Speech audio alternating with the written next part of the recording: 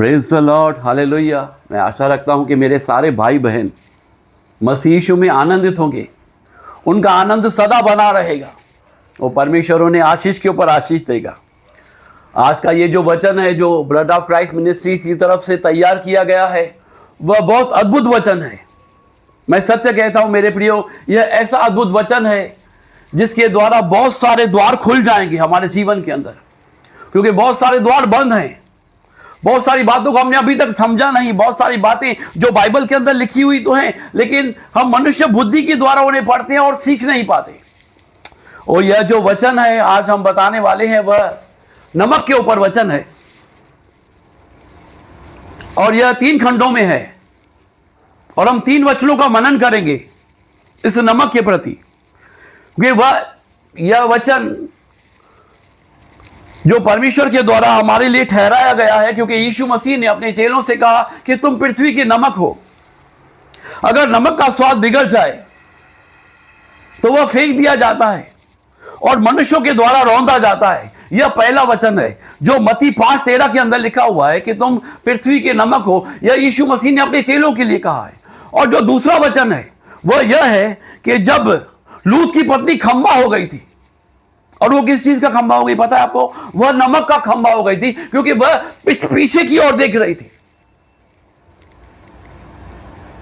लूत की पत्नी अपने पुराने जीवन की ओर देख रही थी, वह अपने घर की ओर देख रही थी, वह अपने नगर की ओर देख रही थी।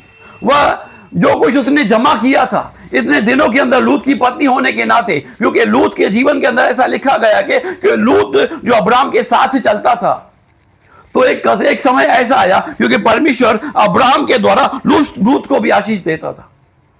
वह अब्राहम की आशीष लूत के पूरे परिवार, लूत के पूरे वंश के अंदर थी।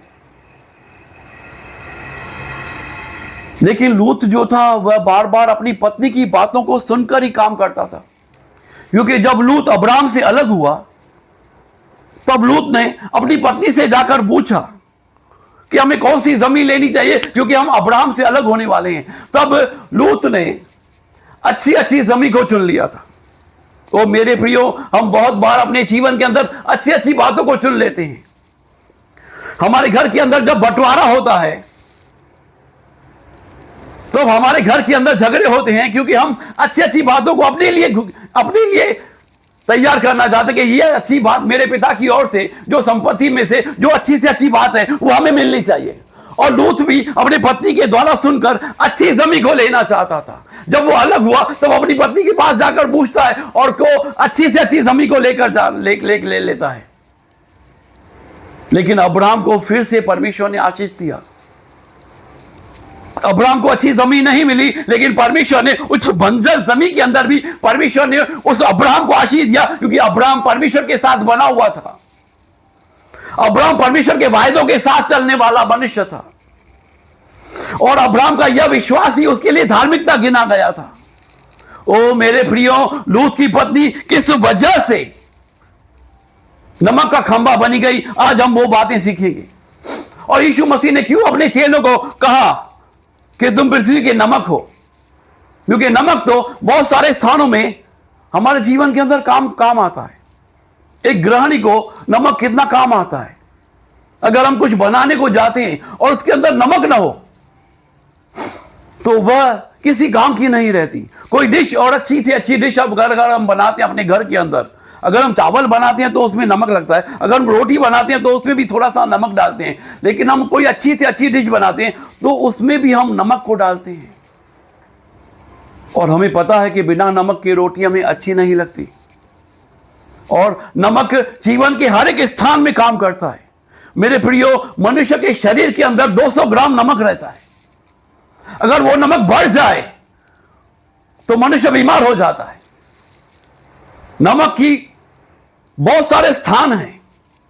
हम जब नमक लेने के लिए जाते हैं तब हम दुकानदार से कहते हैं कि हमें अच्छे से अच्छा नमक चाहिए, और हम एक कंपनी का नाम लेकर उस नमक को लेते हैं, क्योंकि उस कंपनी ने उस नमक को खरीदा है हमारे लिए। जिस रीति से उस कंपनी ने उस नमक को खरीदा है, उसी रीति से हमें भी खरीदा गया है। इसीलिए यीशु मसीह ने कहा कि तुम पृथ्वी के नमक हो।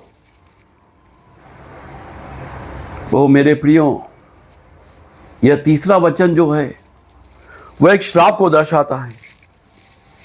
एक श्राप जो परमेश्वर ने आदम को दिया था, वह लिखा गया है उत्पत्ति 3:19। यहोवा का श्राप आदम को जब उसने अपनी पत्नी के बहकाने के आधार पर भले और बुरे ज्ञान का फल खाया था तभी लिया। तू अपने माथे के पसीने की रोटी खाया करेगा। तू अपने माथे के पसीने की रोटी को खाया करेगा।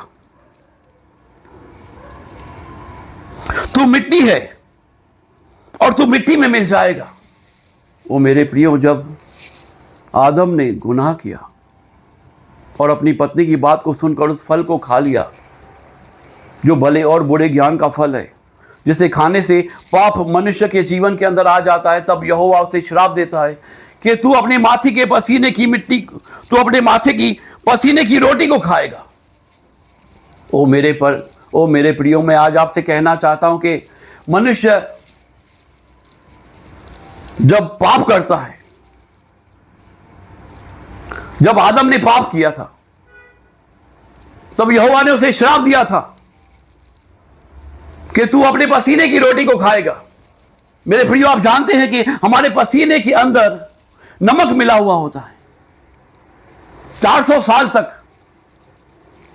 इजरायली लोग गुलाम रहे और वो मेहनत करते रहे और वो पसीना बहाते रहे और वो पसीने के अंदर उस नमक को बहाते थे और वह नमक रोज यहोवा के पास जाकर कहता था कि हमारी सुधि तू कब लेगा, हमारी सुधि तू कब लेगा। और तब जाके यीशु ने इस बात को पूरा किया है। ओ मेरे प्रियो, जो श्राप था वो यीशु मसीह ने आशीष के अंदर पूरा किया, क्योंकि यीशु मसीह कहता है कि मैं अपनी सारी धार्मिकता को पूरा करने के लिए आया हूं। यीशु मसीह ने सारी धार्मिकता को पूरा किया है। यहोवा का जो श्राप था उसे यीशु मसीह ने पूरा किया कलवरी क्रूस पर और हमें खरीद लिया और हमें कहा कि तुम पृथ्वी के नमक हो। ओ मेरे प्रियो, आपको पता है नमक कहां पैदा होता है? जब इजरायली बहुत मेहनत करते, क्योंकि जब हम चुने हुए नहीं होते, जब हम अनुग्रह के संतान नहीं होते, तब हम अपनी बुद्धि से काम करते हैं और आप मजदूरों को देखते हैं कि कितनी मेहनत करते हैं। और जब इजरायली गुलाम थे तब कितना उनका पसीना बहता होगा और उस पसीने के अंदर कितना नमक रहता होगा। ओ मेरे प्रियो, नमक तो नालियों के अंदर पाया जाता है, नमक तो नदियों के अंदर पाया जाता है और वह नालियों से द्वारा होते हुए, नदियों के द्वारा होते हुए वह समुद्र में जाकर मिल जाता है। ओ मेरे प्रियो, आज का ये जो वचन है वह उस नमक की सारी बातों को खोल कर रख देगा। तो मेरे प्रियो, मैं आज आपको बताना चाहता हूं कि जब एक नमक पसीने के द्वारा उस नाली के अंदर चला गया, जब वो अविश्वासी था, जैसे हम अविश्वास के द्वारा ओ प्रभु विश्वास के अंदर आते हैं, क्योंकि हम जब विश्वासी नहीं थे तब हम अविश्वास के द्वारा मेहनत करते थे, लेकिन मसीह की अनुग्रह के द्वारा बचाए गए। मसीह ने अपने अनुग्रह को हमें बचा लिया कलवरी क्रूस के द्वारा। लेकिन अब जब तक बचाए नहीं रहते तब हम उन नालियों के अंदर पड़े रहते हैं, उस नमक की तरह जिसको कोई रास्ता नहीं मिलता। उसे समुद्र के अंदर तो मिल जाना है, लेकिन वह समुद्र तक रास्ता बनाने के लिए उसके जीवन के अंदर कितनी कठिनाइयां आती हैं। वो उन कठिनाइयों को झेल कर नदियों के द्वारा, नालियों से नदियों के द्वारा, नदियों से झरनों के द्वारा और झरनों के द्वारा वह समुद्र में जाकर मिलता है। ओ मेरे प्रियो, मैं आज नमक की वह कहानी आपको पेश करना चाहता हूं, वह बताना चाहता हूं जो नमक परिपूर्ण रीति से अपने जीवन के अंदर भोगता है। जैसे मसीह के अंदर हम जब नए नए आते हैं तब हमारे जीवन के अंदर बहुत सारी तकलीफें होती हैं, हम बहुत सारे सवालों को लेकर आते हैं, हम बहुत बार प्रार्थनाएं करते हैं कि हमारी प्रार्थनाएं सुन ली जाए और परमेश्वर हमें इस गर्द से निकाले। तो मेरे प्रियो, जब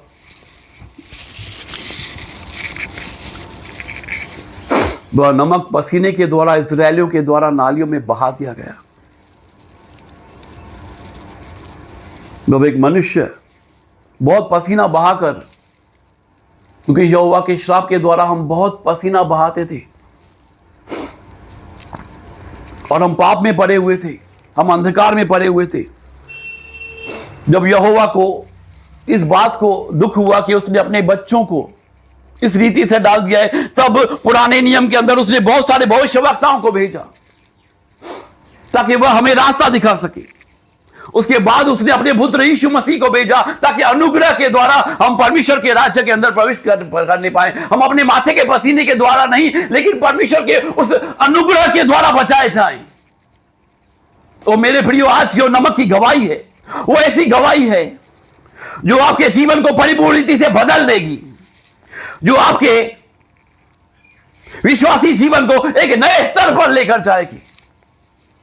तो मेरे प्रियो, जब वह इस्राएली नमक को ओ मेरे राजा पसीने के द्वारा बहाने लगे, तब वह नमक यहोवा के सामने जाकर रोने लगा था और वह कहने लगा कि तू कब इस्राएलियों की सुधि लेगा और कब हमें बचाएगा। जब वह नालियों के अंदर बहाया गया था। आज यह गवाही सुनिए, जब वह नमक उस नालियों के द्वारा बहाया गया और वह नालियों में पाया गया जहां पर बहुत अंधकार थी, बहुत गंध थी, बहुत दुर्गंध थी, बहुत तकलीफें थी। उसी रीति से हमारा जीवन है, बहुत सारी तकलीफों के अंदर रहता है। जब हम मसीह में नहीं रहते तब हम कैसे रहते हैं? बहुत दुर्गंध रहती है, बहुत गंध रहती है, बहुत व्यभिचार रहता है, बहुत झूठी बातें रहती है, हम खुद को ऊंचा उठाते रहते हैं। तो मेरे प्रियो, जब वह अंधकार में पड़ा हुआ नमक परमेश्वर से प्रार्थना करता है कि तूने ओ यहोवा मुझे श्राप तो दे दिया, लेकिन मैं कैसे बचूंगा? मैं कैसे उद्धार को पाऊंगा? मैं कैसे इस नाले में से निकलकर समुद्र के अंदर जाऊंगा और अपने परमेश्वर से मिल पाऊंगा? और मेरे प्रियो, जब वह प्रार्थना करता है नमक अकेला बैठकर, और जब वह अंधकार को देखता है और वह कुछ समय तक अंधकार के अंदर पड़ा रहता है और बहुत बार यहोवा को पुकारता है कि यहोवा मेरे पास आओ और मेरी सुधि ले और मुझे बचा और मुझे इस स्थान से लेकर उस समुद्र में जा मिला जहां पर तेरे सारे सेवक काम करते। तो मेरे प्रियो, जब वह प्रार्थना करता है और जब वह रोता रहता है, जिस रीति से हम जब मसीह में नहीं रहते तब हम प्रार्थना तो करते रहते हैं, लेकिन हम बचाए नहीं जाते। तब यहोवा उस प्रार्थना को सुनता है और वह कुछ लोगों को भेजता है ताकि उसके रास्ते के अंदर जो पत्थर उस नालियों के अंदर पड़े रहते हैं वो उन पत्थरों को हटा सके। और वो लोग आते हैं, उन नालियों में से उन सारे पत्थरों को निकालते हैं और नाली के अंदर कुछ हलचल होने लगती है। और नमक को यह बात बहुत अच्छी लगती है कि कुछ लोग आए, यहोवा ने कुछ लोगों को भेजा और वह मेरी नाली से उस सारी दुर्गंध को बाहर निकालते, उन सारे पत्थरों को हटाते और मेरे जीवन के अंदर एक गति आती है, मेरे मसीह जीवन के अंदर एक गति आती है। जब हम मसीह में नए होते हैं तब हम जब प्रार्थना करते हैं कि परमेश्वर हमारे जीवन से इन गलत बातों को निकाल, तो परमेश्वर उन सारे पत्थरों को बाहर निकालता है और हमारे मसीह जीवन के अंदर एक गति आती है और हम परमेश्वर के राज्य के अंदर आगे बढ़ते हैं और परमेश्वर को धन्यवाद करते रहते हैं कि परमेश्वर तेरा धन्यवाद, तू उन छोटे पत्थरों को जो मेरी गति को रोके हुए थे, जिस वजह से मैं अंधकार में पड़ा हुआ था, मुझे निकाल लिया और मेरे जीवन के अंदर गति आई। अब मैं इस नाली से तो निकल जाऊंगा। जो राफासी को तो बाधा कहता हो, वो परमेश्वर ने हमें निकाला है। हम अपनी सामर्थ्य के द्वारा नहीं, लेकिन परमेश्वर के अनुग्रह के द्वारा उस स्थान से निकले हैं। जब उस नाली से वह नमक निकलता है तो वह एक बड़े नाले की ओर चला जाता है और उसमें बड़े बड़े पत्थर होते हैं। और एक मसीह जीवन के अंदर जब छोटी छोटी प्रार्थना सुन ली जाती है तो वह परमेश्वर को धन्यवाद देता है और जैसे ही आगे जाता है तब वह देखता है कि मैं उस स्थान से निकलकर एक बड़े नाले के अंदर आया हूं। मेरी गति तो बढ़ गई है, लेकिन यहां पर तो बहुत बड़े बड़े पत्थर हैं। तो वह फिर से यहोवा के पास जाता है और नमक बनकर यहोवा से कहता है कि हे यहोवा, तू कब मेरी स्तुति लेगा? तू कब इस्राएल को निकालेगा? तू कब अपने बेटे को भेजेगा? तू कब हमारे लिए उस उद्धारकर्ता को लेकर आएगा? तब यहोवा कुछ भविष्यवक्ताओं को और भेजता है। तब एक मशीन ले आई जाती है और एक मशीन के द्वारा वो सारे पत्थर निकाल लिए जाते हैं जो मेरे नाले के अंदर थी। मैं वो नमक हूं जो उस स्थान पर दुर्गंध में भरा हुआ था, जिसे यहोवा ने निकाला है, जिसे यीशु मसीह नासरी के अनुग्रह के द्वारा चुन लिया गया है। ओ मेरे प्रियो, जब मैं नाली में से निकला तब मैं बड़े नाले के अंदर चला गया था और यहोवा ने उस स्थान पर भी मेरी प्रार्थना को सुना था। जिस रीति से इस्राएलियों के लिए पुराने नियम के अंदर परमेश्वर ने भविष्यवक्ताओं को भेजा, उसी रीति से मेरे लिए परमेश्वर ने उस नाले में से निकालने के लिए लोगों को भेजा। उसके बाद में एक बड़ी मशीन को लेकर आया और मुझे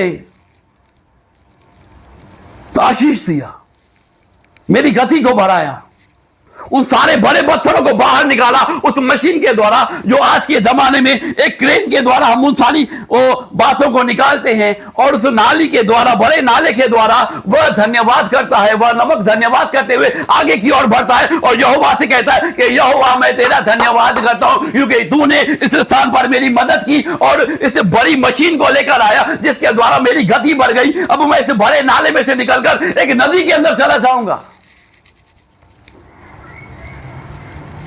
लेकिन उसे नहीं पता नदी के अंदर जाने से पहले उसे पहाड़ों से गुजरना पड़ेगा, उसके विश्वास को पहाड़ से नीचे गिरा दिया जाएगा, क्योंकि यरदन नदी से मिलने से पहले हमारे विश्वास को लेबनान के पहाड़ों से होकर गुजरना पड़ता है। हम अगर यरदन नदी में प्रवेश करना चाहते हैं तो हमें लेबनान के पहाड़ों से गुजरना है और लेबनान के पहाड़ों से गुजरते हुए बार बार हमारे विश्वास को ओ प्रभु ऊपर से लेकर नीचे तक गिराया जाएगा और हमारी परीक्षाएं की जाएगी। ओ प्रियो, जब हम उस बड़े नाले में से निकल जाते हैं तब हमारी गति बढ़ जाती है, तब हम आत्मा में भरे हुए लोग रहते हैं और एक बड़ी सी तकलीफ हमारे सामने खड़ी हो जाती है और हम परमेश्वर से प्रार्थना करते हैं कि परमेश्वर हमारे विश्वास को बढ़ा, हमारे जीवन के अंदर उस नए विश्वास को दे ताकि हमारा विश्वास ऊंचा हो जाए। तो परमेश्वर हमारे जीवन के अंदर काम करता है और हमें ऊपर से लेकर नीचे, पहाड़ों से नीचे गिराता है, हमें परखने के लिए कि हमारा विश्वास किस स्थान पर है। और जब हम ऊपर से नीचे गिराए जाते हैं तब हम यहोवा को पुकारते हैं कि यहोवा हमारी मदद कर। हम ऊंचे तो आए लेकिन हम नीचे गिरने वाले हैं और जब हम नीचे गिर जाते हैं तब हमारे जीवन के अंदर बहुत सारी चोटें लगती हैं, हम अपने जीवन के अंदर जख्मी हो जाते हैं। हम मसीह जीवन के अंदर जख्मी हो जाते हैं क्योंकि हमने अपने जीवन के अंदर उन सारी बातों को मान लिया था। बहुत बार प्रार्थना करके हम उन सारी शारीरिक वस्तुओं को मानते हैं। हम अपनी मिनिस्ट्री को बड़ा करना चाहते हैं, हम अपने घर को बड़ा करना चाहते हैं, हम अपने जीवन को बड़ा करना चाहते हैं। हम दुनियावी बातें ही परमेश्वर से मांगते हैं, इसीलिए हमारे जीवन, हमारे विश्वास को परखा जाता है और यहोवा हमें ऊपर से नीचे गिरा देता है कि अब तुम्हारे विश्वास को परखा जाएगा, क्योंकि दुनियावी बातों के अंदर ही मन लगाते हो। तो जब हम चोट खाते हैं और जब हम दुख उठाते हैं तभी हमारा विश्वास ऊंचे स्थान पर होता है, क्योंकि वचन कहता है कि जब मैं निर्बल होता हूं तभी मैं बलवान होता हूं। हमारी निर्बलता ही हमें बलवान बनाती है मसीह यीशु के अंदर। ओ मेरे प्रियो, जब हम निर्बल होते हैं, जब हमारे जीवन के अंदर किसी बात की घटी होती है, जैसे पौलुस के जीवन के अंदर वह कांटा चुभता है और वह यीशु से प्रार्थना करता है कि इस कांटे को मेरे जीवन से निकाल, तब यीशु उससे कहता है कि तू निर्बलता में ही प्रबल होगा। तो मेरे प्रियो, जब हम चोट खाए हुए मसीह होते हैं, जब हमारे जीवन के अंदर बहुत सारी चोटें लगती है क्योंकि हम मनुष्यों पर भरोसा करने लगते हैं और मनुष्य में धोखा देता है कि यहोवा कहता है कि तू अपने प्रभु परमेश्वर पर भरोसा रख। धन्य है वे जो मनुष्यों पर नहीं वरन यहोवा पर भरोसा रखते हैं। जब हम ऊपर से नीचे गिराए जाते हैं और हम यरदन नदी के अंदर मिल जाते हैं तब हम परमेश्वर को धन्यवाद देते हैं कि पिता हमें इस पवित्र नदी के अंदर ले आया, और वह नमक इस बात के लिए धन्यवाद करता है कि हमें इस पवित्र नदी के अंदर ले आया है तू। तो मेरे प्रियो, उस पवित्र नदी पे अंदर जाते हुए हमारे विश्वास को बार बार गिराया गया और हम उस स्थान पर पहुंचकर परमेश्वर को धन्यवाद करते हैं और यरदन नदी के अंदर इस बात के लिए प्रार्थना करते हैं कि परमेश्वर इस नदी के अंदर बहुत सारे पत्थर हैं, इन पत्थरों को तू हटा, हमारे विश्वास को ऊंचा कर। हमारे विश्वास को तू ऊंचा कर। तब हम क्या देखते हैं, उस नदी के अंदर जब वह नमक उस स्थान पर बैठा था, जब वह यहोवा से प्रार्थना कर रहा था, तब वह देखता है कि कुछ मनुष्य संदूक लेकर यहोवा का नामासी कोतलबा उस नदी के पास आ गए। और जब हम प्रार्थना करने लगे कि परमेश्वर इन पत्थरों को हटा और हमें उस समुद्र में जाकर मिलने दे, तब हमने कुछ लोगों को देखा जो ऐसे नमक की तरह दिखाई दे रहे थे कि वो शुद्ध नमक हैं, कि वो यहोवा के चुने हुए नमक थे, और हम अन्य जातियों से आए हुए वह नमक थे जिसे यहोवा ने श्राप दिया था। जब वो यरदन नदी के पास आए और जब उन्होंने कदम यरदन नदी के अंदर किया और जब वह संदूक यरदन नदी के अंदर डाला गया, तब हमारे विश्वास को ऊंचा उठा दिया गया था और हम उठकर दूसरी ओर बहने लगे थे। तब हम परमेश्वर को धन्यवाद करते हैं कि हमने ऐसे नमकों को देखा है जो उस नदी को पार कर ले जाते हैं। ओ प्रियो, जब वो उस नदी के अंदर यहोशू के साथ अंदर जाते हैं, तब उन 12 पत्थरों को निकाल देते हैं। ओ मेरे प्रियो, हमारे लिए उन लोगों ने, उन यहूदियों ने हमारे लिए, अन्य जातियों के लिए उन पत्थरों को हटाया है। हम इस बात को घोषित करते हैं आज कि आप लोगों ने हमारे लिए उन पत्थरों को हटाया और अन्य जातियों का उस जीवन के सोते के अंदर प्रवेश करवाया है। ओ प्रभु, मैं आपका धन्यवाद देता हूं कि यहोवा ने हमारे जीवन के अंदर उस सारे कामों को पूरा किया। जब हमारे वो सारे पत्थर हटा दिए गए, वो 12 पत्थर लेकर उस स्थान पर चले गए, और जो पत्थर हमारे साथ और थे बड़े बड़े, वो उस जमीन पर ही रह गए। जब वो उस यरदन नदी को पार करते तो हम फिर से उस नदी के अंदर वापस चले जाते हैं और हम परमेश्वर को धन्यवाद देते हैं और हम समुद्र की ओर बढ़ जाते हैं। लेकिन समुद्र की ओर बढ़ते हुए हमारे साथ 1-2 नदी और मिल जाती है, हमारे साथ 1-2 नदी और मिल जाती है और हमें उसमें कुछ नमक दिखाई देते हैं, और हमारी जो नमक हैं वो इस बात को घोषित करते हैं, अरे ये नमक कहां से आ गए, ये कौन से नमक हैं, हम इन नमक को कहां से देख रहे हैं। परमेश्वर ने तो हमको चुन लिया है। परमेश्वर ने अपने बच्चों को भेजकर इस यरदन नदी के अंदर से उन 12 पत्थरों को हटा दिया है। लेकिन हम आज एक दूसरी नदी के साथ मिल गए हैं और वो नदी के अंदर हमने उस कुछ नमकों को देखा है, और हम उस नमक की तरफ बात कर जब कान लगाते हैं, तब हमें इस बात को सुनाई देता है कि कोई पौलुस का है, कोई अपोलोस का है, कोई यहोवा विटनेस का है, और हम इस बात को घोषित करें, परमेश्वर हम बचाए गए हैं, ये हमारे साथ में क्यों है। ओ प्रियो, तब परमेश्वर का एक वचन हमारे पास आता है, और वह वचन यह है 1 कुरिन्थियन 13:12-13। इस समय हमें दरभर में धुंधला दिखाई देता है, परंतु उस समय मैं पूरी रीति से पहचानूंगा जैसे पहचाना गया हूं। ओ प्रियो, हम अपने जीवन की ओर चलते हुए यीशु मसीह नासरी के जीवन की ओर देखना है, यहोवा की ओर देखना है, ना कि हम उन दूसरे नमकों की ओर देखना है, क्योंकि बहुत सारी मिनिस्ट्रीज इन दूसरे नमकों की ओर देखती रहती हैं। जिस रीति से हम बचाए गए उसी रीति से यहोवा उन्हें बचाएगा, यीशु मसीह नासरी का लहू उन्हें बचाएगा। हम किसी बात के लिए परमेश्वर के सामने उन लोगों को ना ले जाएं। ओ प्रभु, हम धन्यवाद के साथ वह नमक बनने पाए जो हर एक लोगों के लिए काम आ सके। परमेश्वर ने हमें इन बातों के लिए चुना है कि हम दूसरी बातों को न देखकर उस क्रोध की ओर बढ़ते चले जाएं, उस लोगों को अपने जीवन के अंदर ग्रहण करें, ताकि हम उस समुद्र के अंदर मिल जाए, ताकि हम आसपास के नदियों के नमक को न देखकर हम परमेश्वर के राज्य के अंदर भरने पाए। बार बार हम जब मिनिस्ट्री के अंदर बड़े हो जाने लगते हैं, तब हम भेदभाव करने लगते हैं, हम दूसरों को तुच्छ समझने लगते हैं और दूसरों की डॉक्ट्रिन को नीचे समझने लगते हैं। ये कैसा नमक है जो दूसरों की डॉक्ट्रिन को तुच्छ समझता है।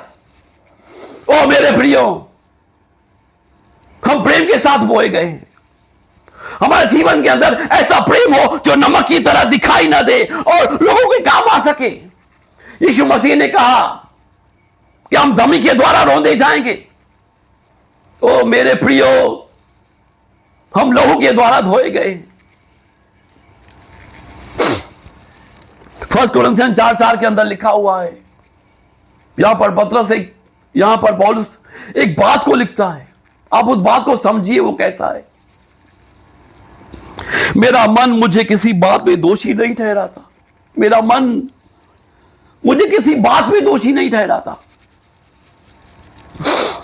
परंतु इससे मैं निर्दोष नहीं ठहरता, परंतु इसमें मैं निर्दोष नहीं ठहरता, क्योंकि मेरा परखने वाला प्रभु है।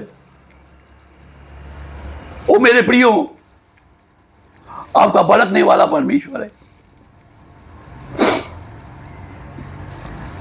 आप किसी को नहीं परख सकते। आप एक नमक की तरह लोगों के जीवनों को बदलने के लिए आए हैं। लोगों के जीवनों को बदलते रहे और उन्हें आशीष देता रहे। आइए हम प्रार्थना करते हैं। ओ पिता, मैं धन्यवाद करता हूं मेरे परमेश्वर, जिन लोगों ने इस वचन को सुना है मेरे पिता, वो सारे लोग मसीह यीशु के द्वारा धोए गए हैं मेरे पिता, मसीह यीशु के लहू के द्वारा धोए गए हैं मेरे पिता, ना कि दूसरी ओर देखने के लिए, दूसरी डॉक्ट्रिन की ओर देखने के लिए मेरे पिता। वो सारे लोग उस नमक की तरह काम करेंगे मेरे पिता, जो मसीह यीशु ने हमारे लिए ठहराया गया है मेरे पिता, ताकि वह गृहिणी जब उस नमक को लेती है तब वह उत्तम से उत्तम वस्तुओं को उसमें से बनाती है मेरे पिता। हम इस्तेमाल किए जाए मेरे पिता नगर के हर एक क्षेत्र के अंदर, गृहिणी के हर एक क्षेत्र के अंदर, ताकि यहोवा उस बोझ को हमारे जीवन के अंदर पूरा कर सके, क्योंकि यहोवा हमारे लिए एक बोझ को तैयार कर रहा है और वह उस बोझ के अंदर हमें डालने वाला है। और वह हमसे कहता है कि मैं जिस बोझ को तैयार करूंगा उसमें वो ही नमक जाएंगे जो परमेश्वर के द्वारा दिए गए हैं, जो परमेश्वर के द्वारा ठहराए गए हैं, जो लोगों की मदद के लिए हमेशा तैयार रहते हैं। वो जाति को बांटते नहीं हैं, वो जातियों को बांटने वाले नहीं, डॉक्ट्रिन को बांटने वाले नहीं, लेकिन वो यहोवा की ओर से चुने गए लोग हैं। वो यीशु मसीह नासरी के लहू से धोए गए लोग हैं मेरे पिता। ओ मेरे परमेश्वर, तू सारी डॉक्ट्रिन को बदल मेरे पिता, तू सारी डॉक्ट्रिन को, ओ मेरे राजा, मैं तेरे हाथों में समर्पित करता हूं मेरे पिता, ताकि विश्वासी डॉक्ट्रिन को न देखकर मेरे पिता, लेकिन तेरे लहू को देखने पाए, वह तेरे जीवन को देखने पाए मेरे पिता। ओ ते प्रभु, तेरी धार्मिकता को, जो आत्मिक धार्मिकता है मेरे पिता। हम बहुत बार अपने जीवन के अंदर धार्मिकता को तो ग्रहण कर लेते हैं, लेकिन वह धार्मिकता हमारी बुद्धि की धार्मिकता होती है, वह आत्मा की धार्मिकता नहीं होती मेरे परमेश्वर। हमारी बुद्धि की धार्मिकता को तोड़ दे मेरे पिता, ताकि हम आत्मिक धार्मिकता को ग्रहण करने पाए मेरे परमेश्वर, और हम वह नमक बनने पाए मेरे पिता जिसे यीशु मसीह अपने चेलों के साथ उस बोझ के अंदर ले आया था मेरे परमेश्वर। तो पिता, मैं धन्यवाद करता हूं मेरे पिता, इस वचन को जिस किसी ने सुना मेरे पिता, ओ प्रभु, वो 100 गुना फल लेकर आएगा और वह नमक बनेगा मेरे पिता, जिसे परमेश्वर उस बोझ के अंदर ले जाएगा मेरे पिता, जो बोझ यहोवा ने हमारे लिए तैयार किया है मेरे पिता। और कहता है कि आओ हमारे साथ उस बोझ में सम्मिलित हो जाओ, क्योंकि यीशु दरवाजे पर खड़ा खटखटाता है और इस बात को कहता है कि जो कोई दरवाजा खोलेगा वह मेरे साथ भोजन करेगा। ओ वाक उतरना वो मखा मोदी वो खला बोसा ने मोदी खादी नी वो लखा तेरे मोदिया रो बोशी को तीनी नी नंदो बखा था ले रबोसिया रो बोशी को दी ले ला नमादारा बनी मो ले गदी रो वासे को थे ले वो दो रो बोदी आरा बोदी को था लबो तो दबा नबा। तो प्रभु, मैं धन्यवाद करता हूं मेरे पिता, इस सारे नमक को मैं तेरे पास ले आया हूं मेरे पिता, इसे तू बोझ के अंदर ले जा मेरे पिता, जो तू तैयार कर रहा है मेरे परमेश्वर। इस बोझ को तेरे राज्य के अंदर प्रवेश करा मेरे पिता, इस नमक को तेरे नाम के निमित्त इस्तेमाल कर मेरे परमेश्वर। और मैं इस बात के लिए पिता, पुत्र और पवित्र आत्मा के नाम से उन सारे लोगों को जो उस नमक के द्वारा है मेरे पिता, तेरी ओर समर्पित करता हूं परमेश्वर, और तेरे लहू से धोता हूं मेरे पिता। और इस प्रार्थना को यीशु के नाम से मांगता हूं परमेश्वर, आमीन, आमीन, आमीन, आमीन।